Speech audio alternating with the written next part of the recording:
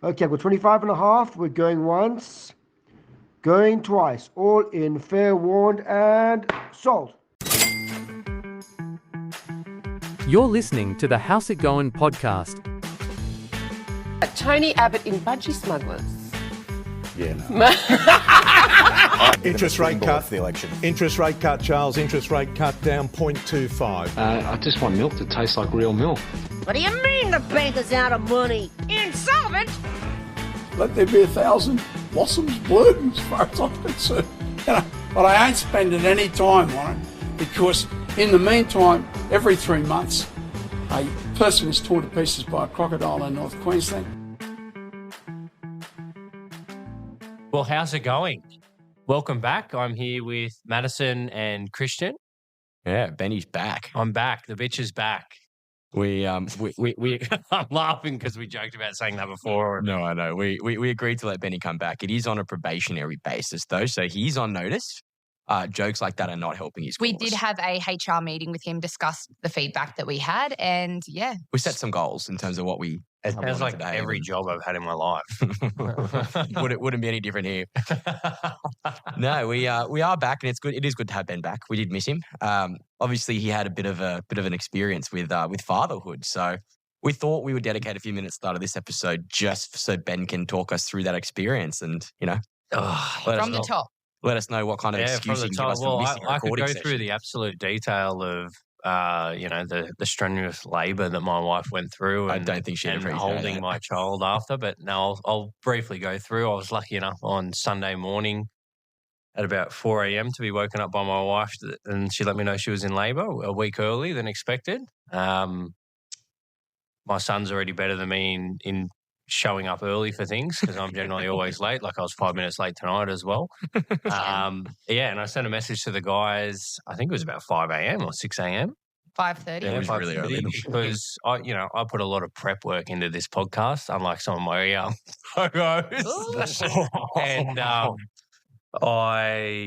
just wanted to give them a heads up and let them know because we had a big episode, our first guest with Petra and everything. So, but unfortunately, the birth of my son really took priority with that. Very we took the reins anyway. Killed it. You just did a great job. Like Thanks. I was sitting in the hospital, I think 1 or 2 days after birth, and I was listening to the podcast. Like it was great. But anyway, back to the birth. About 4 a.m. Luckily, I was woken up by Tegan, and by 12:23 to be exact, our beautiful boy Oscar was born. Oscar Bailey Spiteri. Oscar Bailey Spiteri. And he's perfect. My boy. He is very perfect. Yes, he keeps me up at night, but I'll forgive him for it. I mean, you kind of have to. Yeah, true. Can't get rid of him. I'd also like to point out that little Oscar was born on the Sunday.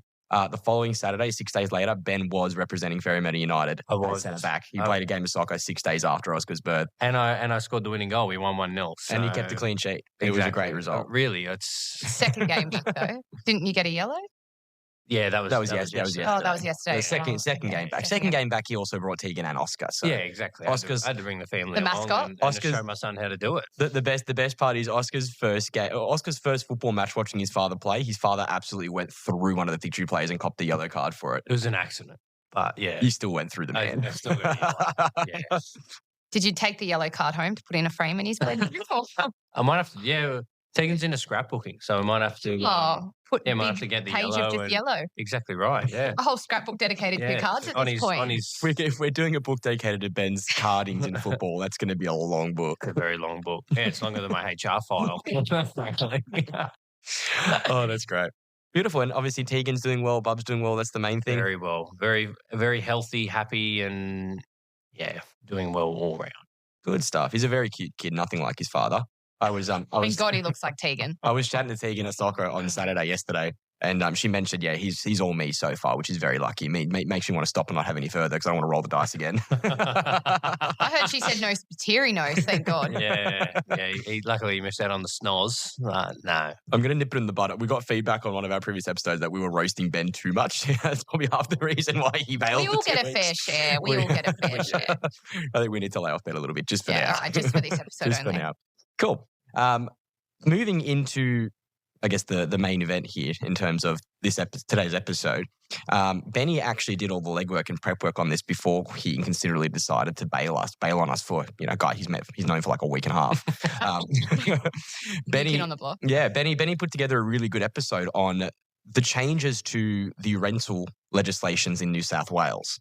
I'm going to hand it over to Benny. He's going to kick it off and he's going to go through what he's found and obviously what the changes mean for all the people involved, whether it be renters or landlords or everything else in between. Yes. The property managers, the tribunal. Exactly right. Yes. No, bear with me though. I'm going to claim baby brain, but no, I think it is a very relevant issue. It's definitely in our industry as talk well, of the across town. the board. Christian dealing with a lot of investors. Manny and I are the same. Both coming from property management as well. And you still need to have a pretty good grasp on what's going on and how it can affect anything involved with the sale of a property or renting one out. And we are still getting our head wrapped around these new laws as well, as they are very new. And as you know, legislation can be a super grey area. So, talking to professionals who actually put these laws into place to know what they actually mean. Yeah. No, that was 100%. And like Maddie said, some of it is a very grey area and talking to a couple of prominent figures in the industry, some that we work with as well. And a lot of the feedback's been it'll be quite interesting when some matters end up in a tribunal to actually give you some basis on how things might be ruled on, which is scary, really. Like, one of the conversations that we have, or I remember having with a lot of our landlords was it's very hard for people to get their own property back. Something that you own, technically, the bank probably owns more of it, but but removing a tenant, I'm not saying that's a positive or a negative thing, but just from a standpoint, it can be very hard to remove a tenant from a property. So it's something you've got to keep in mind. Yep. That, some people, I think across the board, a lot of investors in this country are like mum and dad investors. They own 1, 2, 3 properties, majority of the time one, in my experience. And they're not doing extremely, well, these people all the time. They're half the time matching the remainder of their mortgage repayments. Exactly right. And then if you've got someone in a property that isn't paying rent or things like that, it can make it very hard for them. Make or break. They're paying their own mortgage and stuff like that. And that's not tenant bashing, not trying to – it definitely goes on the other end of the scale as well. Unfortunately, there are some landlords out there that take advantage of these situations as well. So not to say it's heavily weighed in one way, but this new legislation is something that we've got to wrap our heads around and be able to hopefully give advice to people on and how it might affect them. Yeah, Went absolutely. on a bit of a tangent there, but that was all what was front of mind for me. All right. So first things first, Ben, when did these new rules come into force? Great question. Oh, fuck. April? Sorry. Well, I've put May there, but I feel like It was kind of, again, like how we talk about grey areas. They've been pushing and dangling this carrot in front of us for a year and a half, 2 years. Yeah. And, the committee, they go back and forth in a bit of a debate in, this is feedback that we're getting from our industry. And I think it's just taken a few years to get the laws down pat. And they are giving a little bit of wiggle room where I think these are officially going to start. Yeah. And a lot of it is political as well. Like you've got, obviously the major party pushing for tenant rights is the Greens. And I feel like in the last 12 months, it's become a really prominent thing that they're not just trying to keep people in their homes, but it's been pushed for. And what does that have to do with environmental sustainability? The Greens fucking mantra. What the hell? Oh, sorry. That's not saying it, is it? That's political. It's just they're called the Greens. What do you mean? Yeah. I'm joking. Yeah, I am joking. look, and I'm saying that as a non-political person as well. I'm very not up to date with a lot of the policy and everything, but I know a lot of it is politically driven, and and it's definitely come to a front in the last 12 months. Well, main thing is are the laws in effect now? I'm assuming yes. Yes. You've got here the notes that I put down. Yeah, May 19th this year. I do believe that a lot of it was June, 1st of June as well. They kicked off a a large portion of it. Okay. Because I think they're slowly doing it as well. Because if, like anything, if you make massive legislation changes, you do a large amount of it, it's going to be very hard to. And people need to be educated first before putting these laws into place. We went to an REI roadshow just after these laws took effect, and there was 150 local property managers or people in the industry in the room, and a lot of people had no idea what these laws meant, and the questions that were being asked. I don't even know if these laws should have even really taken effect before this education for people were done. Okay. Well, obviously, what kind of changes are we looking at?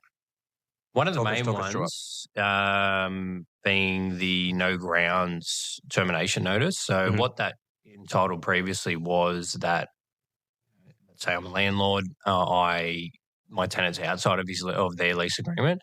I'm looking to remove them from the property for whatever reason, renovating, family member moving in, I'm moving in, I'm selling it, number of reasons. They were within their rights to issue the tenant with a 90 days no grounds termination notice. Okay. So that meant they had to vacate the property within 90 days. No reason even has to be given. Or previously didn't have to. Which, fair enough. Yeah. I without tipping the toe in too far. Fair enough. I think it's a pretty reasonable amount of time, 90 days 3 to months. find another property. Obviously everyone's situation's different.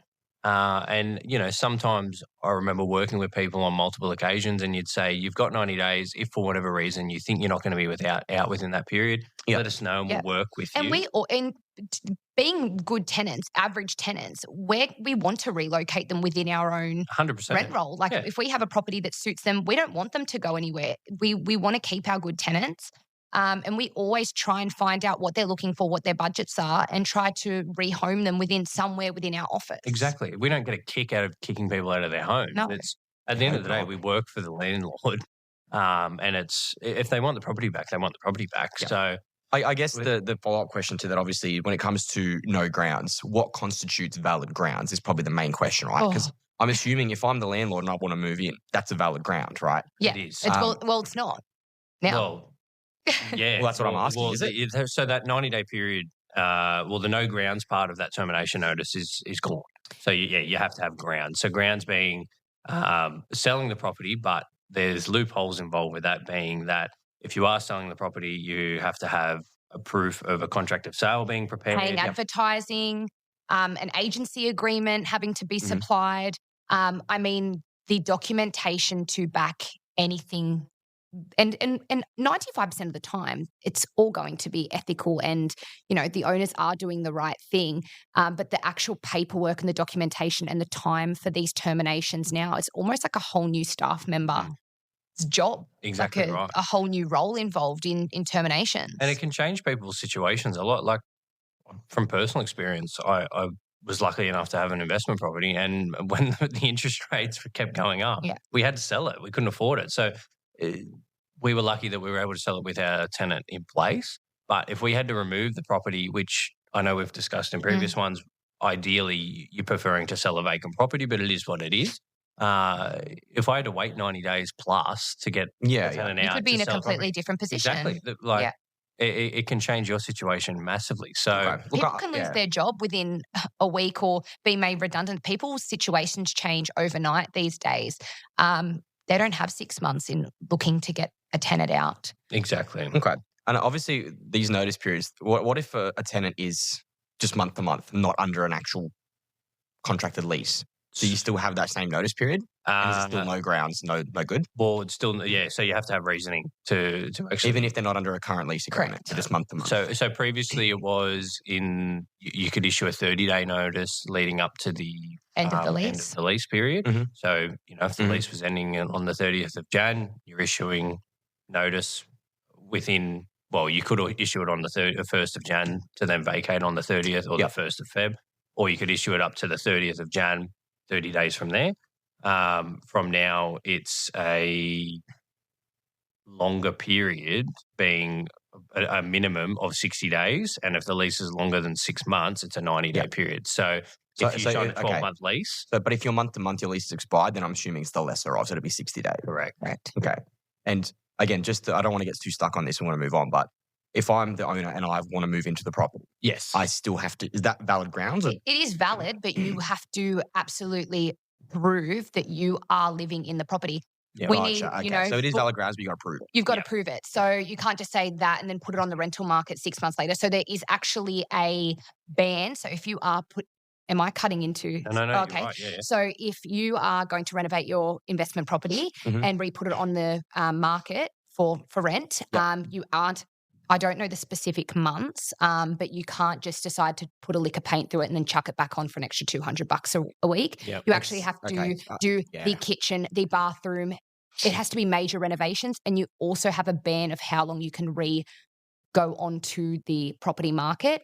Yeah. and if, So you can't use renos as an excuse to kick No. it out. basically. you have to be off for 6 months. Yeah. I'm pretty and sure. your renos can't be, like Matt said, just a lick of paint. You have to have either quotes. Structural. It's got to be. Yeah. It's got to be big enough to just like because you can put a lick of paint while the tenants are in. Yeah, there. exactly right. It's got to be big enough to justify. Yeah. For example, them if you were needing to if vacate. you wanted to redo the kitchen, you'd have to have multiple quotes to prove that you're doing it. And from what I was reading previously, and this will all come down to if it ends up in tribunal with some people, Mhm. what evidence, you might need a stat deck from the tradie Mhm. to say that they're Yeah. undertaking the work. Like, it's just You need to also madness. provide proof of payment that you actually Yeah. paid for these renovations.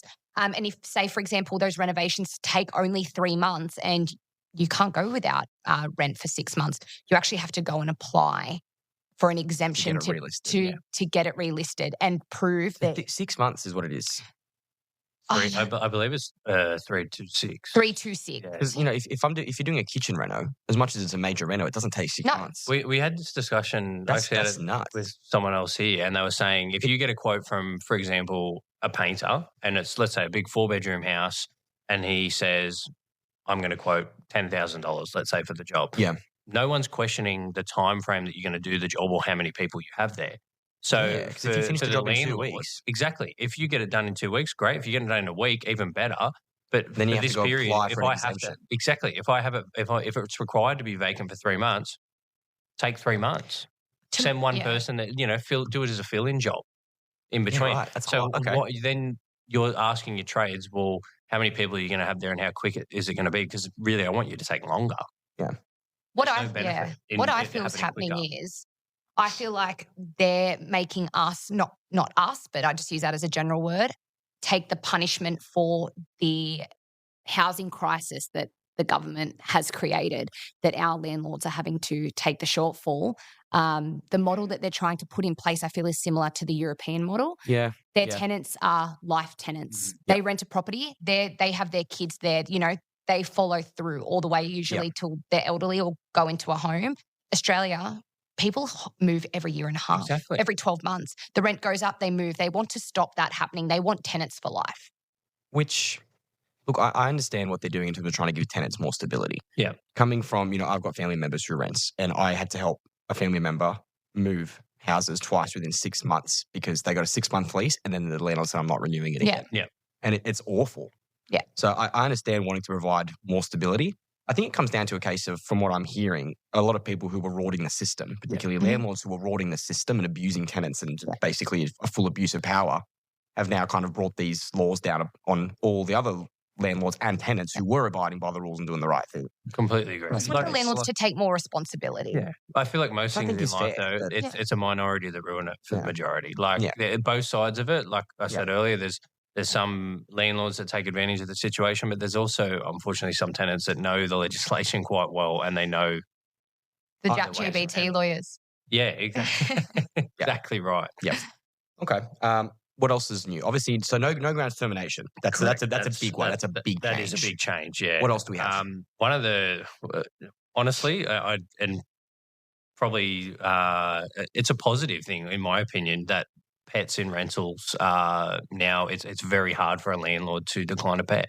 Yeah. Okay. Once again, there's probably some other ends of the scale that people do take advantage of this situation, but as a young couple or a single person living in a unit, let's say, having a cat, having a small dog, having an animal like a companionship, even for me, A lot of young people now can't afford kids, so they're getting dogs. I was exactly. going to say kids cause more damage half the time than an Exactly animal. right.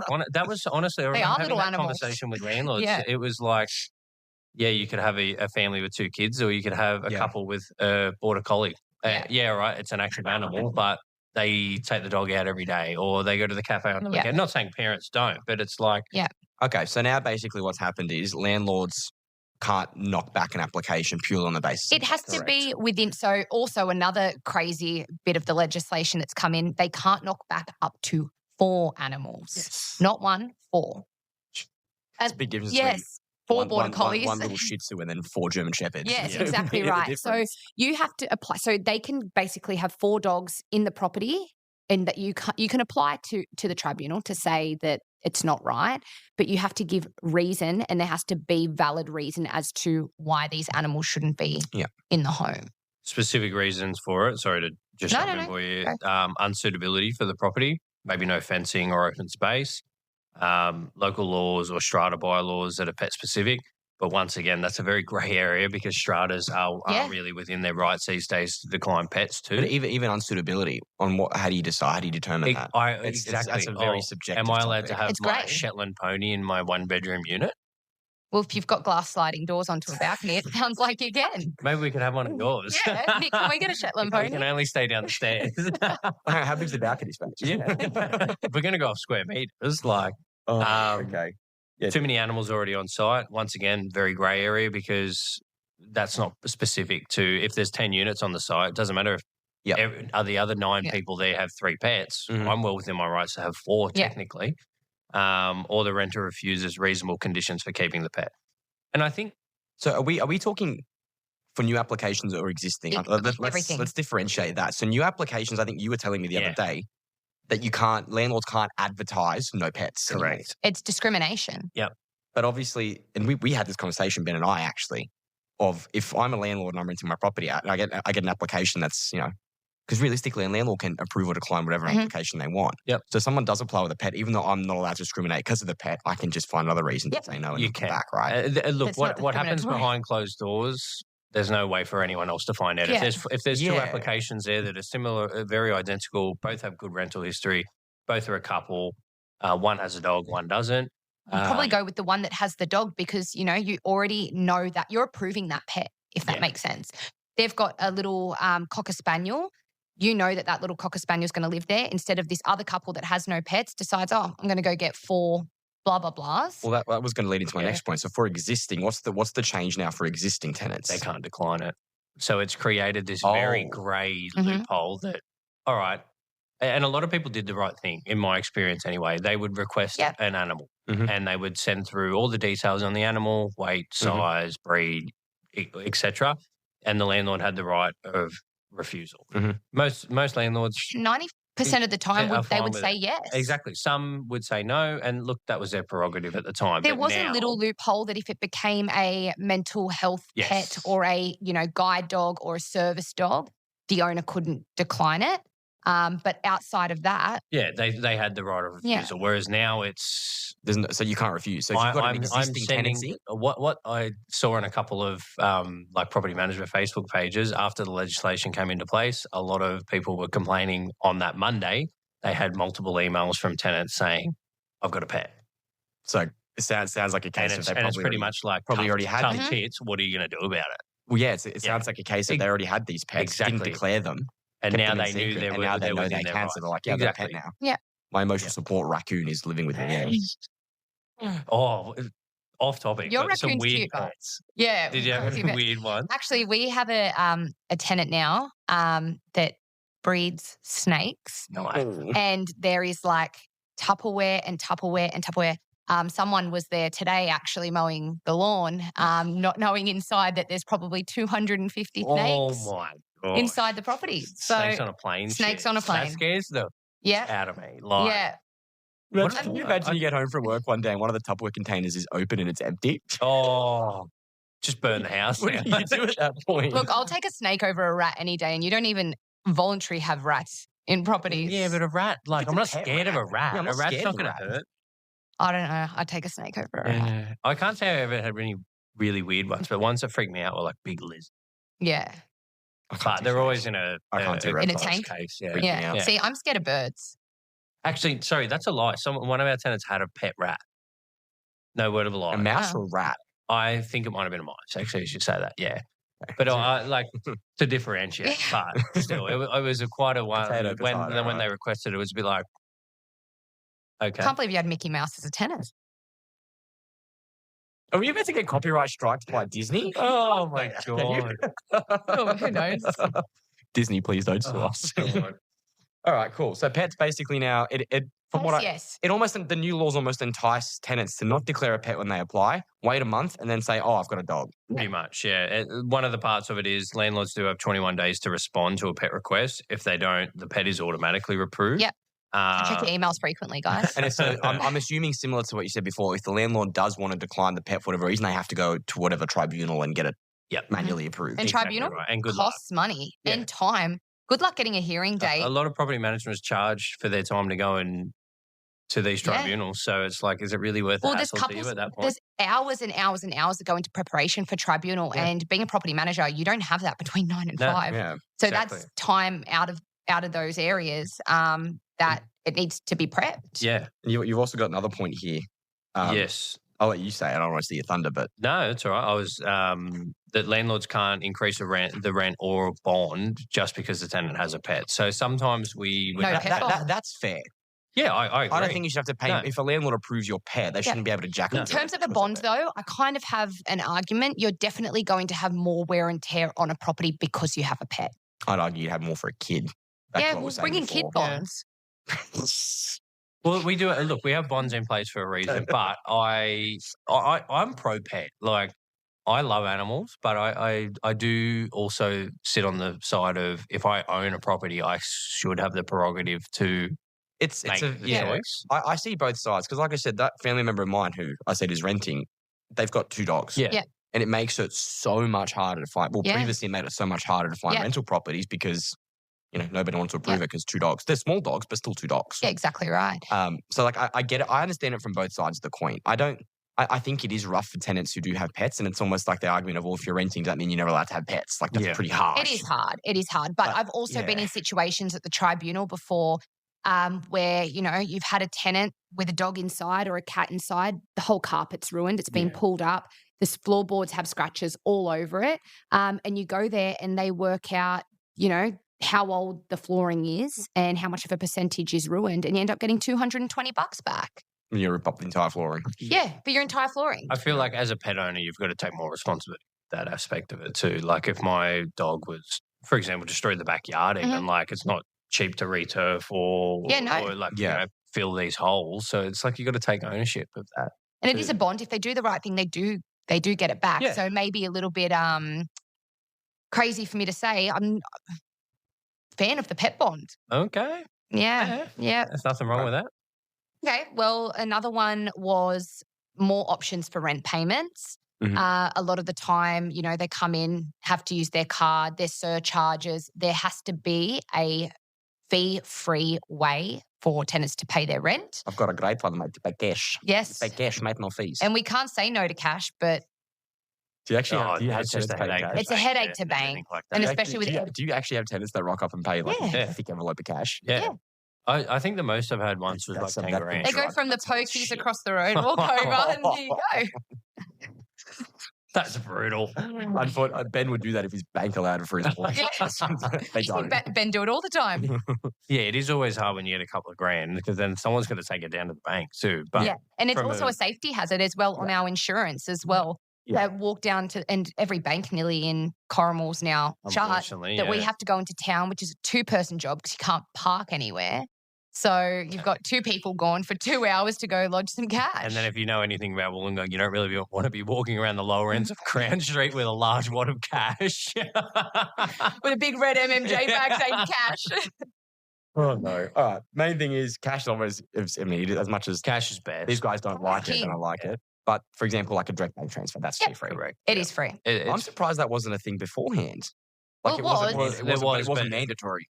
Well, it was mandatory that you had to have more than One method, one but it method. could still You- charge you to do it. Yeah. So if you have card and then Centre Pay, for example, is your only 2 options, there's a fee on Centre Pay and there's a fee on your credit card. So we have to provide a free way. I think that's a Put that on a change. t-shirt. Fair Yeah, enough. exactly. That's Yeah, even if it's only a no-brainer. couple of cents. And at the end of the day, it's not going to the agency; it's going to the bank. So Yeah, exactly. Yeah. Like, It's not benefiting anyone. Yeah. if it helps the tenant to save money to do it that way, Yeah. whatever. Sure. Oh, well, approved by us. Yeah.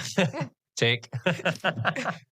Couple of other changes. Background checks and fees are banned. Not that, well, I know from our agency we don't do that, but I think there was a lot of issues with some shady agencies, maybe Sydney way. I can think of maybe Western Sydney area or something. Nah, that's going to get me in trouble. That people would charge tenants for background fees. So, for background checks. So I think some there's online things situations, charge like $99 to do Or a the post background office, check. I think. Like, we have properties that are above preschools, for example, that literally look onto preschools. I think it's fair enough that, you need to do a working with children's check. Things like that. There is instances, again, I'm going to be the bad guy, that I think they are needed, but I don't think for, every property, forcing people to get police checks is a bit ludicrous. It is. And I think if you're going to force a tenant to go through a full background check, I think maybe the landlord should pay for it. Personally. Yeah. Call me devil's advocate on that, but like, it's a tax write-off anyway if you're a landlord. Exactly right. I think that's what a lot of landlords forget is that pretty much any associated fee. is a tax write-off. $99, you can claim that back as a tax write-off in your tax return. It means, I'm not saying all landlords are hyper wealthy and rich, but I'd like to argue that would probably mean more to a tenant to save that $99 than with a landlord. Yeah. Overall. Yep. One that I made a note of, but I'll be completely honest, I don't have a massive understanding of it, but the New South Wales Rental Commissioner now has a seat on the Rental Bond Board. From my understanding, the Rental Bond Board is all the bonds. Rich man. Yeah, the company that does it, yeah. So I believe it would be a positive thing that the Rental Commissioner's on there. Approved. I'm very Approved by us. I'm very surprised that wasn't already the case. Yeah. Again, Yeah, same. I don't know the exact details of it, but it sounds like a bit of a no-brainer. Sounds important. That's on me. I'll wear every that. single tenant in the country is funneling their bonds through this one particular organisation. Yeah. The New South Wales, Rental Commissioner should be privy to what's going on there. Yeah. You would Completely think that to me sounds like a no-brainer as well. Yep. The toilets. Yeah, the toilets. This one's been in the Sorry. works Can for a while. I rewind Yeah. on the portable bond scheme? Portable bomb scheme. Bonds, not bomb, Benny. Whoa, Bonds. whoa. The portable bond scheme is, the usual process is, if you're a renter, you would know, this is a transfer. This is a Sorry, transfer. yes. Yeah, So- we weren't skipping it. The toilets were first on the list. That's Yeah, what is on the it? list. yeah, it's the next thing. Oh, well, flush away, boys. Off you go. Well played. That was good. Yeah. Yeah, no, we'll get through that one quickly. It's a Anyway, bit of toilets now have to have a number what is 2 it? issue. Dual flush water efficiency To have standards. the number 1 and number 2 option. That's been in the works for a while. People have known about that for 2 years. You've just got to have exactly a 2 flush toilet. Yeah. So, Again, but it's not cheap. It's about like we're getting quotes for some at the moment. It's like $800. Yeah. Really? Yeah. And For also, those we've got to older- educate Getting a new property toilet at that managers point. to know whether someone has a dual flush, one flush Yeah. type of thing. It's not something that you look out for every time you could go. say property managers really have to know their shit. Yeah, they do need to know their shit. Oh, well played. I'm going to see myself That was out. good. Yeah. Anyway, sorry, portable bond scheme. Go on, Mads. Oh, I've Let her been rip. waiting for this one. Let her rip. So, again, the usual process was, you pay your bond, you live in the property. At the end of your lease, property manager goes and does a check. Everything's all good. Here's your bond back. However, if you're moving into a property, usually for the case that you're handing keys back, moving in, you don't get your bond back to a week sometimes after you move out. Long. You haven't got $4,000, a little bit less, a little bit more even, to having your savings plus your 2 weeks in order to just move over. Correct. So I can tell you that from experience. Again, my family member who Yeah. moved, again, same issue. Yeah. They didn't get their old bond back Yeah. when vacating the old property. So they had to stump up a whole nother bond Yeah. for the new property and then wait to get refunded from the old one. Yeah, exactly right. So the portable bond scheme is being able to transfer that bond from one property to another, which, again, don't know how this is going to work. I don't know too much into it about how if deductions need to be made and it's already been transferred over. Well, I would I assume can the see logic. it getting a little bit messy. I can see it getting messy. I would assume the logical way to do it, the bond gets transferred, and if the previous landlord determines it's something that they're owed, they just invoice the tenant. Well, what if they don't pay it? Well, this is the thing. But Well, I just think that the bonds are going to go against people's names, not against properties now. That's how I would assume that they do it. I It's think it's a actually smarter way to as do a it too. personal thing, not so much a property thing. Yeah. So no matter, even if you're in the new property and deductions need to be made, do you need to top it up? Like, do you know what I mean? Well, that's the other way you would do it is if there is something owed to the previous landlord, they would just take it out of the bond, and then it'll be up to the new landlord to chase the tenant for it to top it up. But Yeah, then, which is then a messy. lot of But the it's time the same issue. What if they Could don't be pay? messy. Exactly. They're already in the property with keys for 6 Yes. months. What if they don't pay? That's the only way. I agree. That's the only way to sort of get around it, because you've got something to say. Well, you're in this property now. We're holding this bond. It's a little bit of leverage in that situation, but then it's also unfair to, because a lot of the time tenants will move from agency to agency, like different properties. Then it becomes a new property manager's issue and the new landlord's responsibility, and it's just like, And they need to top up Is half that- their bond. yeah. Are they paying? exactly. Which But on the same token, I think it's I think the better option is to put that onus on property managers because it gives so much relief to tenants. It does. And again, it's that's that fair. small minority of people who do the wrong thing that ruin it for exactly all. right. But I completely agree. If you've got to fork out, 3, 4, 5 grand, it's a lot of people don't just have that on hand. 100%. And then you're moving too, like that can cost you a couple of $1,000. It's a big outlay. Especially if you use companies like Apex Maintenance, they charge you through the teat. Yeah. Yeah. We've blacklisted using them. Oh yeah, no good. Yeah. Next one. Reletting restrictions. We sort of touched on that already in regards to if you're terminating a lease or you're removing that's a what we're tenant. talking about. Sorry, I did jump the gun. Yeah, so if a property is okay. taken off the rental market, no new lease for 12 months. Yeah, that's Heavy. quite big. Selling the property or itself moving. was 6 months. Yeah, we said 3 or 6 before, but Oh, there you go. Major cool. major repairs and renovations is 4 weeks. That's a lot more reasonable. yeah. Oh, God, I just sound like an idiot. But back it's still also for like a lot of the time, But depends. like on, our yeah. goal, and a lot of property managers use it as a stat. Like when they're getting new business, their vacancy time is 4 or 5 days. This pushes that out, like and it might not sound like much, but if you've got someone paying $500 a week rent, and you're going to spend $10,000 on this property, another $2,000, 4-week gap being, I don't think you can market the property. You can't for 4 market the weeks. property. So then, as good as we are, you're generally not going to have someone in there paying rent for 2 weeks. And say So you're in a it's bad 6 rental weeks. market. Say it takes 2, Could 3 like- weeks could to take lease. longer. Good luck. I have another question. I might be on the spot if you don't know the answer. Apologies in advance. Probably There goes doesn't. The water cooler. The water cooler's yelling at me. The ghost is drinking. So, is it 4 weeks from when the renovations are deemed complete, or is it 4 weeks from when it's taken off the market? I think it's whatever comes first. So, if I kick the tenants out, I'd have is to it 4 double weeks? check on Is that. it 4 weeks from the date that my tenants are out, or is it 4 weeks from the date that? It's No, secured I by think my it's renos? from when the tenants are out. Okay. I assume that Yeah. sounds correct, but But I we'll would get have back to you double on check that, Christian. fact, yeah. Will you? Yeah. Thank you. I'll send you a Because message later. either way, it's not worth the landlords pushing it, because the penalties, once again, this It's- will, The fines when are if it goes to astronomical. tribunal and the first couple of people that wear Yeah. fines, And it's do you going to know scare the what? shit out of We've other also landlords. doing up stat decks as a thing in our office as well, that the landlord could be lying to us. They could say, yeah, we're moving back in, this and that. So giving some responsibility back to them and saying, look, we're going to do the termination, but sign this to promise that what you're telling us is the truth, to take a little bit of Property managers now all need to be JPs. basically just Property add another management. thing to the list. Yeah, to sort of wrap that up, like being a property manager has now become We're hiring a new 3 or 4 terminator. times hard. You're Yeah. hiring a That's like- terminator. We're hiring a terminator. Where's Arnie? She doesn't even realize she's making. She hasn't watched movies. Yeah. Like she doesn't realize how funny of a reference that is. That's what pisses me off even more. She made a good joke and doesn't That even was- know it. Never seen the movie. Oh, man. no.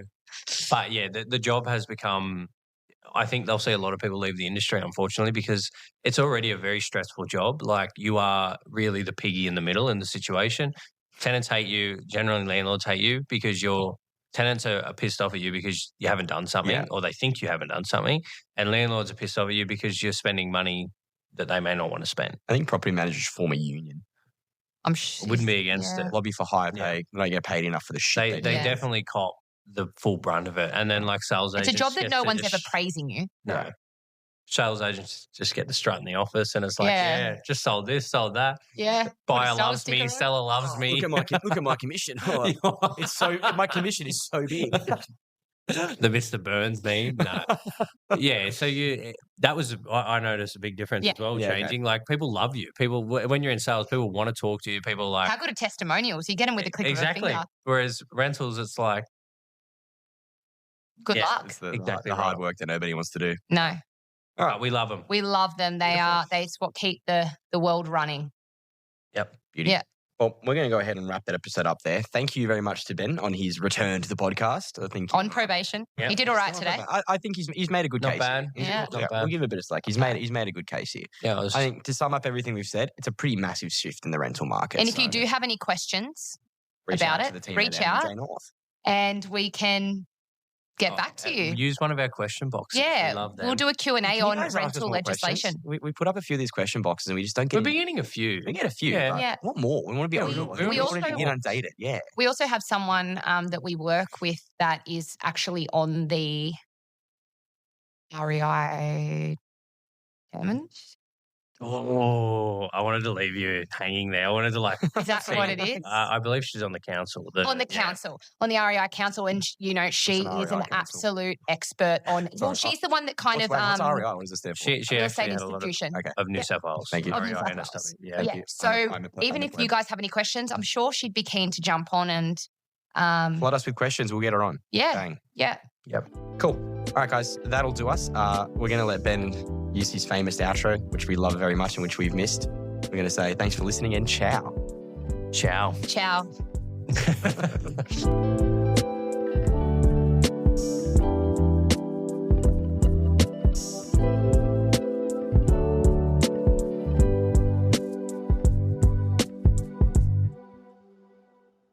Everything presented in this podcast is for information and entertainment purposes only, and all advice is to be considered general in nature. It does not take into account your personal circumstances and financial objectives. Please consider if this advice is right for you and look to consult a financial professional.